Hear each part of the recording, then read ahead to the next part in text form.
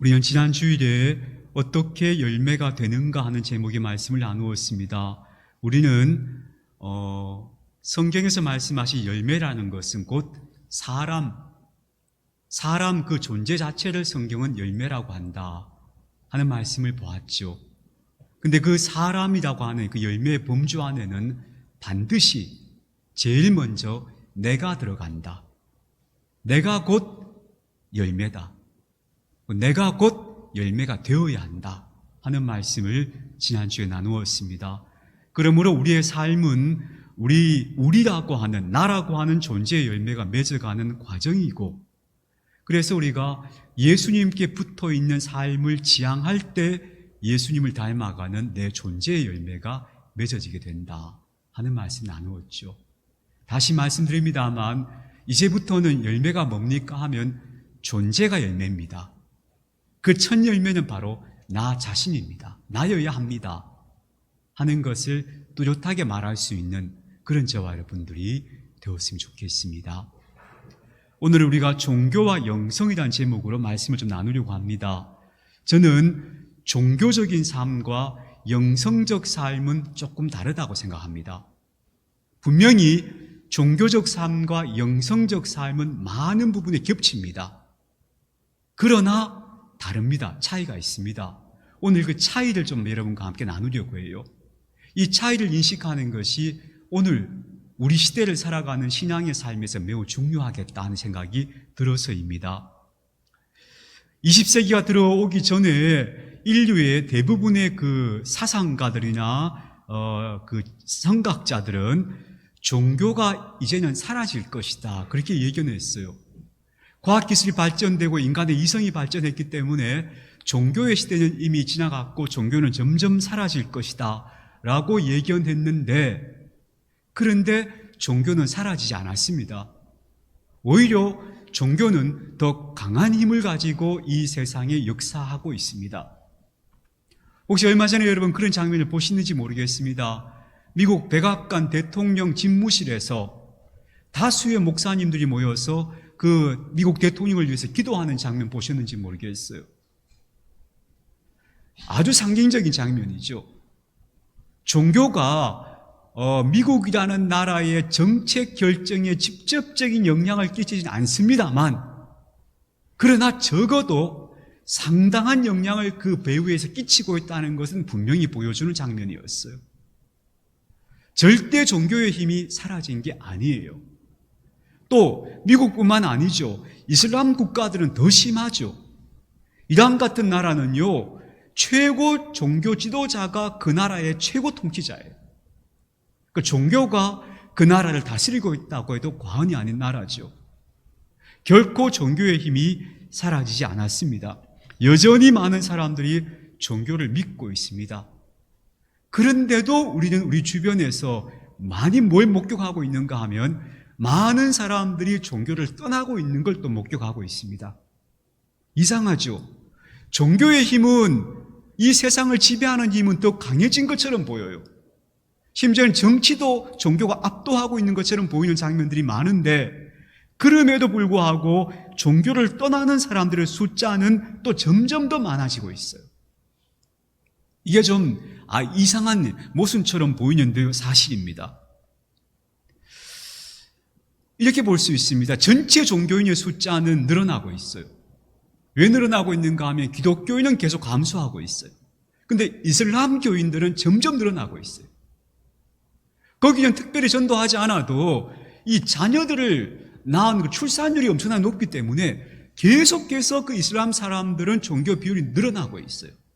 얼마 안 가면 이제 기독교인보다 이슬람 교도가 더 많아질 정도가 아마 곧 그렇게 될 거라고 예견할 정도입니다.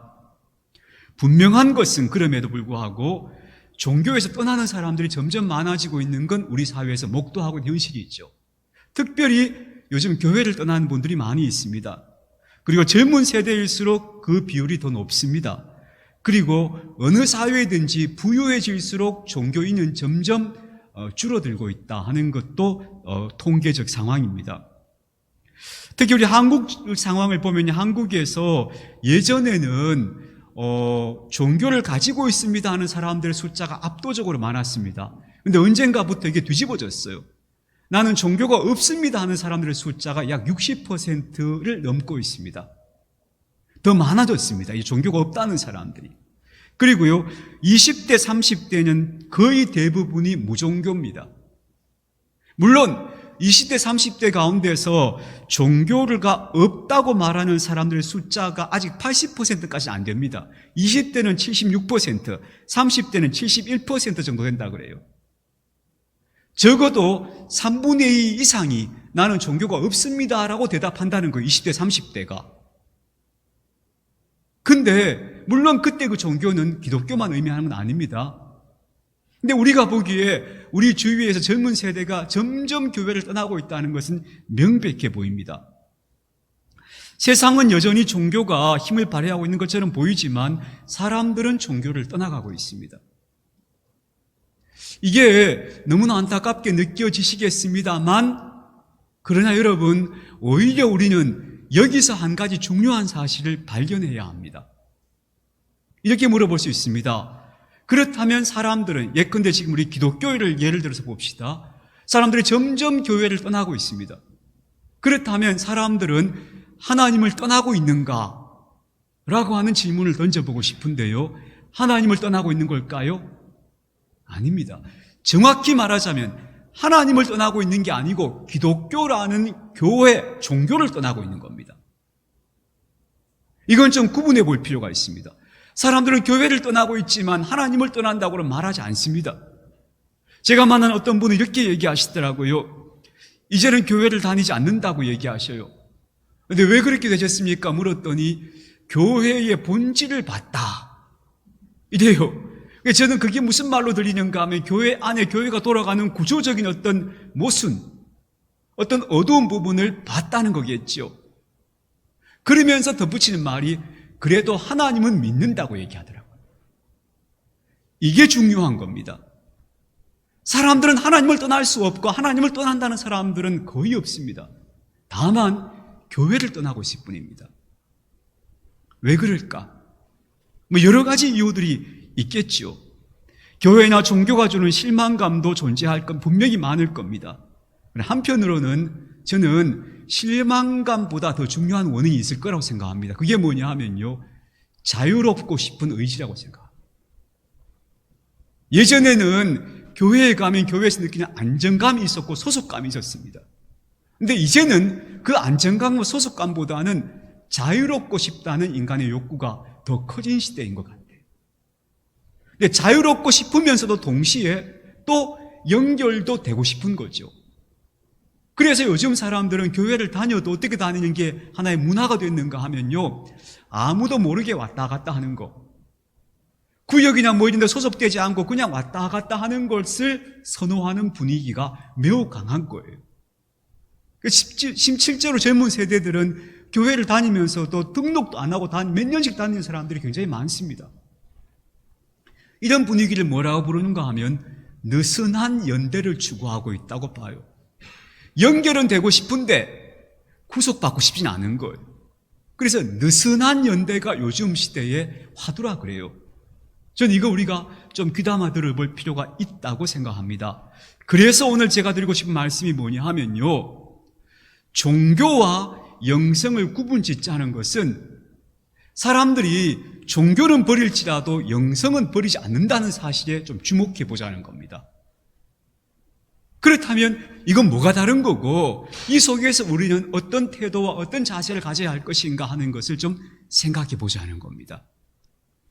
첫 번째로 종교와 영성은 어떻게 다른가 하는 걸 좀 생각해 봅시다.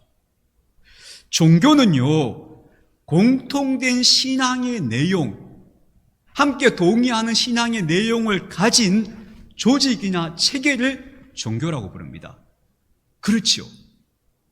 그건 불교든 기독교든 이슬람교든 마찬가지입니다. 공통의 신앙 고백의 내용이 있습니다. 함께 동의하는 내용이 있습니다. 그리고 그 신앙 고백의 내용에 기초해서 만들어진 조직과 체계가 있습니다. 그걸 우리가 종교라고 부릅니다. 그 안에는 예식도 있고 모임도 있고 형식도 있고 그런 조직과 체계가 바로 종교입니다. 그래서 우리가 종교적인 삶을 산다는 것은 바로 그런 신앙 고백에 따른 조직과 제도에 신실하게 살아가는 태도입니다. 여기서 보통 많이 쓰여지는 말들이 열심을 낸다, 헌신한다 하는 말들이 주로 이런 데 쓰이는 거죠. 그래서 교회나 그 교회가 가지고 있는 신앙 고백, 그런 것들을 우리가 열심을 내고 헌신할 때, 내 몸과 마음을 드릴 때 우리가 종교적인 삶을 산다고 얘기하는 겁니다. 예배에 열심히 참여하고 또 교회가 하고자 하는 일들에 같이 동참하면서 힘을 보태고 또 조직과 제도에 들어와서 그 일부가 되고 그것을 떠받치면서 함께 살아가는 그 삶의 태도를 종교적 삶이라고 부를 수 있을 겁니다. 그렇다면 굳이 말하자면 영성적 태도는 뭔가? 영성적 삶은 뭔가? 이것은 조직과 제도보다 개인의 내 삶이 그 신앙 고백의 내용을 내면화시켜서 살아가는 삶의 태도라고 말할 수 있습니다. 자, 종교는요, 같은 신앙 고백의 내용의 토대 위에서 만들어진 조직과 체계라면 영성은 그 신앙 고백의 내용을 내가 내면화시켜서 살아가는 나의 삶의 태도가 영성이라는 겁니다. 이게 다른 거죠. 종교는 체계 혹은 조직이라면 영성은 삶의 태도입니다. 근데 그 뿌리에는 다 신앙 고백이 들어 있습니다. 한쪽은 신앙 고백에 근거해서 만든 조직과 체계고 한쪽은 신앙 고백에 근거해서 살아가려는 삶의 태도입니다. 이게 종교와 영성으로 구분할 수 있겠다 하는 겁니다. 물론 이 두 가지는 다 중요합니다. 종교라는 것은 하나의 그릇이죠. 이 체계와 조직이 없으면 그 신앙 고백이 실제로 우리 안에서 담아내거나 전달되거나 할 수 있는 방법이 없습니다. 그래서 종교라는 그릇 가운데 그 신앙 고백의 내용이 담겨야 하는데 사실은 거기 뭐가 담겨야 하는가 하면 우리가 그 신앙 고백의 내용대로 살겠습니다 하는 삶의 지향이 여기 담겨야 하는 거죠. 그래서 종교는 그릇이라면 영성은 그 그릇에 담겨져 있는 내용물이다. 이렇게 얘기할 수 있을 겁니다. 사람들은 이제 종교의 시대는 저물었다고 말합니다. 저는 그 말이 맞다고 생각합니다. 그러나 영성의 시대는 이제 다시 동토하고 있습니다. 사람들은 종교를 버렸지 영성을 버릴 수 없습니다. 사람들은 교회는 떠나갈지 모르지만 하나님을 떠나지 못합니다. 종교는 황혼을 맞이하고 있지만 영성은 오히려 새벽을 맞이하고 있는 시대가 지금 우리 시대입니다. 사람들의 영혼 속에는 더 갈급함이 더해집니다. 그래서 영성의 새벽이 오고 있다고 말할 수 있습니다. 우리가 이 시대적 변화를 잘 보아야 한다고 저는 생각합니다. 근데 놀랍게도 이 시대적 변화는 우리 시대에서부터 시작된 게 아닙니다. 그 뿌리, 시조가 되는 분을 얘기하자면 저는 그분이 바로 예수님이시다라고 봅니다. 영성의 뿌리는 바로 예수님이시다라고 봐요. 왜 그런가? 예컨대 예수님이 보여주신 여러 가지 태도들을 우리가 복음서에서 볼 수 있는데 이렇게 말씀하신 바가 있죠. 너희는 기도할 때에 아무도 보지 않는 골방에 들어가서 기도해라 이렇게 말씀하셨어요. 이게 우리가 그저 읽어보니까 예수님이 그저 개인 기도를 강조하셨구나 생각할 수 있지만 당시 유대인들이 듣기에는 이건 굉장히 놀라운 이야기였습니다. 유대인들은 기도를 어떻게 하는가 하면요, 회당에서 그리고 여러 사람 모이는 공중 앞에서 하는 것을 기도라고 봤습니다. 실제로 지금도 유대인들이 모이는 회당에 들어가면 유대인들은 그렇게 기도합니다. 제가 유대인 회당에 한번 들어가 봤던 유대인들이 전부 기도하는데요, 얼마나 시끄러운지 모릅니다. 그 사람들은 개인 기도를 한다고 하고 있어요. 근데 왈왈왈랄랄 거리는데 우리 저기 뭐 부흥 집회 가서 막 방언 기도하는 거 똑같아요. 얼마나 시끄러운지 몰라요. 그 사람들은 기도를 자기 말로 하는 게 아니고 대개 시편을 놓고 읽습니다. 읽거나 암송합니다. 그게 기도예요. 지금 자기 상황에 맞는 시편을 놓고 읽는 거예요. 그걸 암송하는 거예요. 근데 저마다 막 와랄 하니까 들어가면 막 시장 한복판에 온 것 같아요. 그게 그분들의 기도예요. 유대인들의 기도예요. 근데 예수님 뭐라 하셨는가 하면 그렇게 기도하지 말라 하셨어요. 너희는 골방에 들어가서 은밀하게 보시는 네 하나님 앞에 기도해라. 그렇게 말씀하셨어요. 당시 유대인들이 듣기에 저게 무슨 소리지? 깜짝 놀랄 만큼 예수님 말씀하신 것. 유대인들의 종교에 있어서 제일 중요한 상징은 성전이었습니다. 성전은 그들의 목숨처럼 지키는 종교 상징이었죠. 예수님은 그 성전을 가리켜서 감히 뭐라 말씀하셨는가 하면 이 성전을 다 헐어버려라 이렇게 말씀하셨어요. 이건 유대인들에게는 엄청난 충격이었습니다. 또 예수님께서 이렇게 말씀하셨어요. 당시 유대인들은 온갖 계명을 지키기 위해서 613가지 계명을 지켰다 했죠. 근데 예수님께서는 오늘 우리가 읽은 말씀에서 그거 다 지워버리셨습니다. 깨끗하게 다 지워버리고 계명은 하나밖에 없다 하셨습니다. 이게 뭐냐 하면 서로 사랑해라. 이것만 지키면 된다 하셨어요. 그래서 예수님을 당시 유대 종교 지도자들이 그렇게 미워했던 겁니다. 저 사람은 우리가 세워놓은 이 종교의 조직과 체계를 완전히 허물어뜨린 사람이구나. 저 사람은 이걸 인정하지 않는 사람이구나. 그래서 예수님을 가리켜서 뭐라 했는가 하면 신성모독자라 했습니다. 예수님은 우리한테 뭘 말씀하셨는가 하면요, 그렇게 세워진 종교의 구조와 체계가 아니고 하나님께서 진짜 우리에게 원하시는 것을 네가 네 안에 받아들여서 너의 삶으로 살라고 말씀하신 겁니다. 내면화시켜서 삶으로 살라고. 진짜 영성을 말씀하신 시조는 바로 예수님이시라고 말할 수 있습니다. 그래서 예수님께서 마지막에 마태복음 마지막에 이렇게 당부하시죠. 잘 한번 생각해 보십시오. 내가 너희에게 분부한 모든 것을 가르쳐서 지키게 하라고 말씀하셨어요. 내가 너희들에게 말해준 것을 사람들한테 이야기해주고 그 사람들이 그걸 지키게 하라고 말씀하신 거예요. 예수님은 너희가 모여가지고 큰 예배당을 짓고 계속 열심히 모여 조직을 만들어 체계를 만들어 이렇게 말씀하시지 않으셨어요. 내가 너희들에게 분부한 걸 너희 가르쳐서 지키게 하라고 하신 거예요. 하나님의 말씀을 삶의 태도로 삼고 살아가라고 그걸 가르쳐고 그 가르침을 받는 사람들이 제자라 하신 거예요. 그러니까 예수님은 종교의 시대에서 영성을 말씀하신 거예요. 사람들에게 예수님 뭔가 다른 말씀을 하시냐 하고 충격을 준 분이에요. 그분이 예수님이셨어요. 그래서 어떤 분은 이렇게 말합니다. 예수님은 인류를 종교에서 해방시키셨는데 사람들은 다시 예수님 가르침을 믿는다 하면서 또 종교를 만들어버렸다. 또 거대한 구조와 체계를 만들어 놓고 그걸 가지고 그래서 만들어진 로마 가톨릭 교회 아닙니까? 교황을 정점으로 해서 수직적 구조를 다 만들어 놓고 이 교회에 들어와야 구원받는다고 가르쳤던 거죠. 그래서 마틴 루터가 거기에 반기를 들고 종교개혁을 일으킨 거죠. 중세 가톨릭 교회는 계속 종교성을 강화해 왔어요. 종교성을 강화한다는 게 두 가지예요. 첫 번째는 눈에 보이는 상징을 계속 세우는 거예요. 거대한 예배당들을 계속 세워 올리는 거예요. 그리고요, 성직 제도를 계속 강화시키는 거예요. 그러니까 성직자들이 계속 권위를 가질 수 있도록 만들어가는 거예요. 그래서 가톨릭 교회, 로마 가톨릭 교회는 이런 원칙이 있어요. 교인이 하나도 없어도 성직자가 있으면 거기 교회가 있는 거예요. 이게 세상에 성경에도 없는 법이에요. 그렇게 믿어요. 그러니까 그분들은 종교를 이 조직과 체계로 만들어버린 거예요. 여기에 마틴 루터가 반기를 들어 그걸 다 때려부셔버린 거예요. 그런 거 없어. 누구라도 어떤 사람이라도 하나님을 믿기만 하면 구원받아.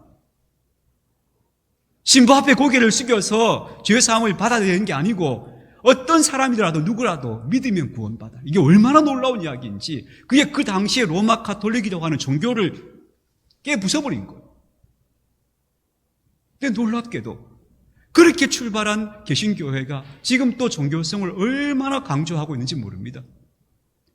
예배당을 성전이라 부르고 그러죠. 그 종교성을 계속 강조하고 있는 분위기가 오늘날까지 흘러온 거예요. 제가 자주 말씀드립니다. 부흥회를 제가 자주 다녔다 했지 않습니까? 제가 어릴 때 진짜 부흥회 많이 다녔거든요. 부흥회 가면은 지금도 기억나는 모든 부흥사 목사님 하는 세 가지 레파토리, 이건 어디 누구 가도 안 빠져먹는 레파토리 세 가지. 첫 번째, 주일 성수해라. 두 번째, 11조 해라. 세 번째, 목회자 잘 섬겨라. 이 세 가지는 전형적으로 종교성을 강화시키는 겁니다. 종교의 구조와 체계를 계속 강화시키는 그런 가르침입니다. 이렇게 하면요, 저 같은 목회자들은 되게 좋습니다. 그러나 이건 예수님 말씀하신 것하고는 매우 차이가 납니다. 물론 앞서 말씀드린 것처럼 종교라는 구조와 체제는 제도는 필요합니다. 그게 없다면 영성을 담을 수 있는 그릇 자체가 없는 거예요. 그러나 본질은 종교가 아니고 영성입니다. 하나님 말씀을 내면화시켜서 그 말씀을 삶으로 살아내려고 하는 태도가 필요합니다. 그게 없다면 아무리 고상한 예배당과 예배의식도 의미가 없는 겁니다. 그래서 제가 오늘 종교와 영성에 대해서 여러분에게 구분시켜서 말씀드리는 겁니다. 그렇다면 영성적 삶이라는 건 도대체 뭘까? 영성적으로 산다는 게 뭘까? 한 단어로 말하자면 그것은 연결되는 겁니다. 연결되는 것. 뭐가 연결되는가 하면 첫 번째는 하나님과 깊이 연결되는 겁니다. 하나님과의 연결을 추구하는 삶이 영성입니다. 하나님, 제가 하나님과 더 가까워지고 싶습니다. 당신의 마음을 알고 싶습니다. 당신과 함께 걷고 싶습니다. 그래서 하나님과의 연결을 향해서 계속 나아가는 삶, 그걸 추구하는 삶이 영성입니다. 그래서요, 예수님은 이러셨죠. 하나님과 예수님과의 관계를 잘 보여주는 대목이 있잖아요. 예수님께서 하나님을 향해서 기도하실 때 아바 아버지라 하셨어요. 아바 아버지, 아빠 하신 것. 그만큼 친밀한 관계 속에 하나님과 함께 연결되셨던 분이 예수님이시죠. 근데 반대로 종교적인 분위기가 강한 곳에서는 하나님을 어떻게 부르죠? 존귀하시고 거룩하시고 전지전능하시고 무소부재하시고 이런 수식어가 막 잔뜩 붙어요. 그건 하나님을 저 위에 계시는 분으로, 수리적 질서의 꼭대기에 계시는 분으로 상징하는 거예요. 달라요. 하나님을 아빠 아버지라고 부르는 것은 하나님을 정말 친밀한 분으로 연결되어 있는 태도예요. 우리가 추구할 것은 하나님과의 이런 친밀함이에요. 두 번째로요, 또 나와 다른 사람들과 연결을 추구하는 게 영성이에요. 이 영성은 연결이 핵심이에요. 하나님과의 친밀한 관계를 추구하고 그리고 타자와 다른 사람들과의 연결을 추구하는 게 영성이에요. 근데 타자와의 연결을 어떻게 추구해야 되는가 하면요, 타자와의 연결은 사실은 이런 거죠. 이걸 이제 어떻게 부르는가 하면 영어로는요, 오시오닉 필링이라 불러요. 뭔가 하면 바다 같은 마음이에요. 바다 같은 마음이 뭐냐 하면 다른 모든 사람을 만날 때마다 긍휼히 바라보는 마음이에요. 어떤 사람이든지 간에 아이고 안타깝다, 그래 사람이니까 그렇지 라고 긍휼한 눈으로 바라보는 것, 이걸 오시오닉 필링이라고 해요. 이게 영성의 근본 바탕이에요. 영성적인 사람들은, 영적인 사람도 어떤 사람인가 하면요, 남들 못 알아듣는 말 그리고 뭐 이상한 거 보는 사람이 아니고요, 사람을 볼 때마다 긍휼의 마음을 가지고 사람을 대하는 사람이 영성적 삶을 살고 있는 거예요. 그게 예수님 태도였어요. 예수님 그러셨잖아요. 모든 사람을 볼 때마다 목자 없는 양 같아서 마음 아프다 하셨잖아요. 정확히 예수님이 보여주신 거예요. 그게 영성이에요. 그래서 여러분, 깊은 영적 체험을 우리가 이제 뭐 듣거나 혹은 하신 분도 있을 텐데, 영적 체험의 본질은 뭐냐 하면요, 하나님과 내가 연결되어 있구나 하는 걸 확인하는 거예요. 그렇죠. 제가 영적 체험을 했던 것의 본질도 그거였어요. 하나님께서 나를 안아주신다는 걸 느꼈어요. 그리고요, 내가 이 세상의 모든 생명 있는 존재들과 함께 다 연결되어 있구나 하는 걸 깨닫는 게 영적 체험이에요. 그래서 영적 체험은 연결의 체험이다 라고 정리할 수 있습니다. 그래서 나중에 그 정도 연결되면 천국 가면 어떻게 되는가 하면 천국 갔다 온 분들 얘기를 들어보면 제가 그 얘기 중에 못 믿을 만한 얘기들이 많긴 한데, 그래도 제가 조금 이거 의미 있다 생각하는 대목도 이런 대목이에요. 천국에 가면요, 만나는 모든 사람들이 서로 대화를 안 한대요. 왜냐하면 대화할 필요가 없대요. 다 느껴진다는 거예요. 다 안다는 거예요. 그 정도로 깊이 연결되는 곳이 천국이구나 생각하시면 돼요. 그러니까 하나님 마음이 느껴지고, 천국에서 보면 저기 오는 사람 마음이 다 느껴지고, 서로가 다 그렇게 긍휼히 여겨지는 그곳이 바로 천국이구나 보시면 돼요. 그래서 영성의 핵심은 연결이에요. 하나님과 깊이 친밀함으로 연결되고, 타인을 대할 때마다 긍휼한 눈으로 바라보는 연결. 친밀함과 긍휼, 이 두 가지가 영성적 삶의 태도이다, 이렇게 말할 수 있겠습니다. 자, 정리해 봅시다. 예수님께서 그 십자가 향해 가실 때 어떤 여인이 예수님 앞에 와서 옥합을 깨뜨려서 예수님 발에 부어드렸다 하는 유명한 이야기가 있잖아요. 옥합에 나드 향유가 들어있었다 그러거든요. 그 나드 향유는 굉장히 비싼 향유예요. 그건 이제 옥합이라는 게 이렇게 열었다 닫고 하는 그런 뚜껑이 아니고요. 한번 깨뜨리면 어쩔 수 못, 다 써야 되는 거예요. 그래서 그 아주 소중한 향유, 굉장히 비싼 향유가 거기서 들어있는데요. 그래서 옥합도 되게 예뻐요. 아름답게 꾸며요. 왜냐하면 그 안에 들은 향유가 너무 값진 향유니까. 옥합이 아무리 예뻐도 중요한 건 향유예요, 향유. 그 속에 향유가 들어있지 않으면 그 예쁜 옥합은 그냥 별 의미가 없어요. 그래서 바울이 이렇게 이야기했어요. 우리는 다 질그릇 같은 존재지만 이 질그릇 속에 우리가 보물을 담고 있는 사람들이라고 얘기했어요. 저는 오히려 그게 더 적절하다 싶어요. 정말 아름답게 빚어진 옥합 같지만 그 속을 뚜껑을 열어보면 아무것도 들어있지 않는 사람들이 저는 적지 않을 것이다. 그래서 예수님께서 내가 주의 이름으로 귀신 쫓아내고 주의 이름으로 권능을 행했나이다 할 때 나는 너를 모르겠는데 하신 말씀이 옥합은 그럴듯한데 속에는 향유가 없는 사람들, 그런 사람들 말씀하신 거 아닌가 싶어요. 그러나 겉으로 보기에는 질그릇 같아도 그 속에는 보물을 담고 있는 영혼들도 있겠죠. 저는 우리가 그렇게 되어야 하지 않나 싶어요. 다시 말씀드리면 종교의 시대는 방울을 맞이하고 있는 것 틀림없는 것 같아요. 여러분, 그러나 그것이 결코 안타까운 일이 아니에요. 진짜 어쩌면 그 겉보기에 치중하고 제도나 체제에 막 몰두해왔던 인간이 이제는 그런 것들이 아니고 본질, 영성을 추구하는 시대가 우리 앞에 펼쳐지고 있을지도 몰라요. 저는 그럴 가능성이 높다고 생각하거든요. 이제 우리가 그걸 봐야 되는 거예요. 우리 신앙의 본질을 거기다 둬야 되는 거죠. 하나님과의 깊은 연결을 추구하고 또 내가 함께 더불어 살아가는 모든 사람들을 긍휼의 눈으로 바라보는 연결. 이 연결의 삶을 추구해 나가는 사람이, 그 사람이 바로 질그릇 속에 보화를 담고 있는 사람일 것이다. 그렇게 보는 거예요. 저와 여러분이 그랬으면 좋겠어요. 그래서 저는 우리 교회가 사람의 성장을 교회의 성장으로 인식합니다라는 구절이 그런 의미라고 생각하거든요. 우리가 영성적 사람으로 사는 거예요. 종교적인 사람도 우리 지금까지 그게 굉장히 중요하다고 생각했어요. 물론 그것도 담고 있는 그릇이니까 결코 소홀히 할 수는 없는 거예요. 본질은 영성에 있다.